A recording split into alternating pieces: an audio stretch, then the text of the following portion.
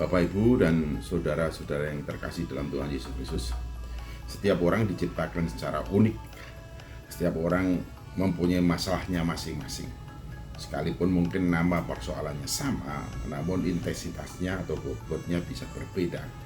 Perbedaan bobot itu tergantung pada pikiran, persepsi, atau pandangan orang tersebut serta cara menyikapi masalah yang sedang dihadapi.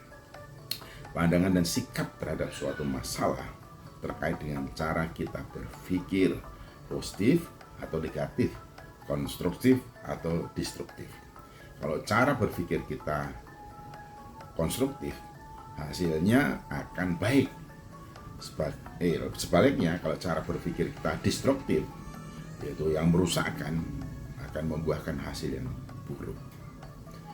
Berpikir positif atau juga konstruktif dapat membangun jiwa dan raga yang kuat.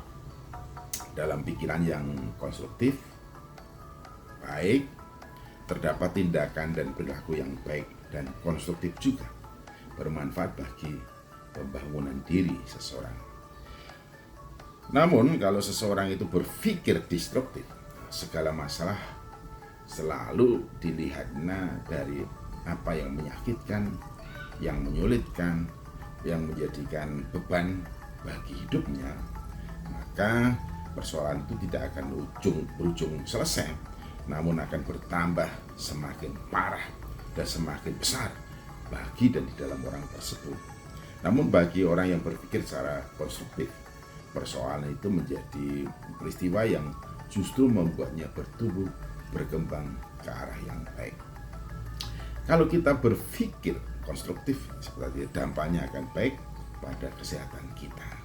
Sebaliknya, kalau kita berpikir destruktif, pengaruhnya akan buruk pada kesehatan jiwa maupun raga kita. Ada pepatah mengatakan bahwa dalam tubuh yang sehat terletak jiwa yang kuat.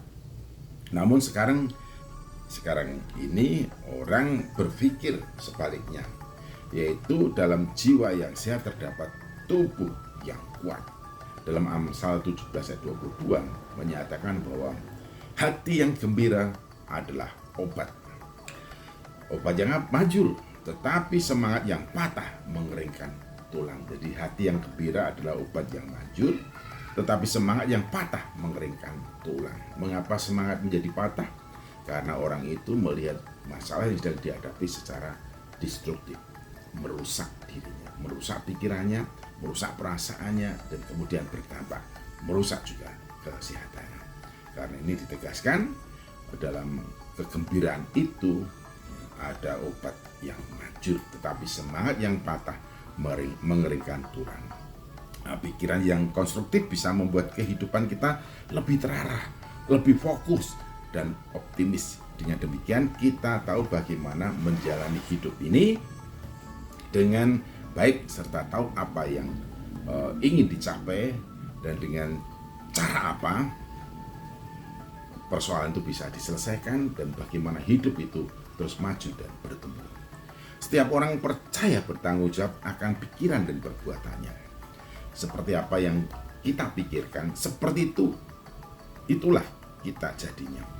Ayub berkata, karena yang kutakutkan itulah yang menimpa aku, dan yang kucemaskan itulah yang mendatangi aku.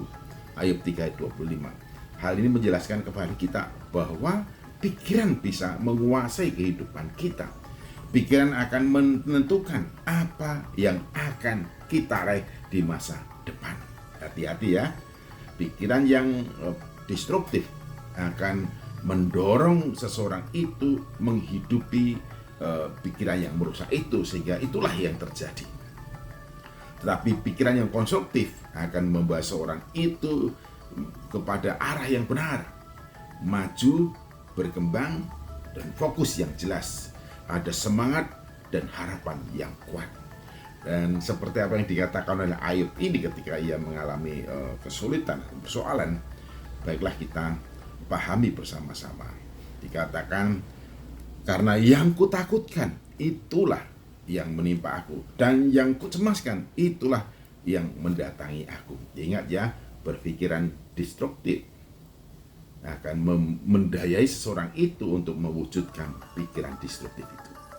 Kalau seseorang berpikiran konstruktif, maka akan mendayai pikiran itu, akan memberdayakan orang itu untuk mewujudkannya ke arah yang baik bagi hidupnya. Ingat, berhenti berpikir destruktif betapapun beratnya masalah. Berpikirlah konstruktif demi dan bagi hidupmu. Di dalam hati yang gembira, di situ ada kekuatan obat yang manjur.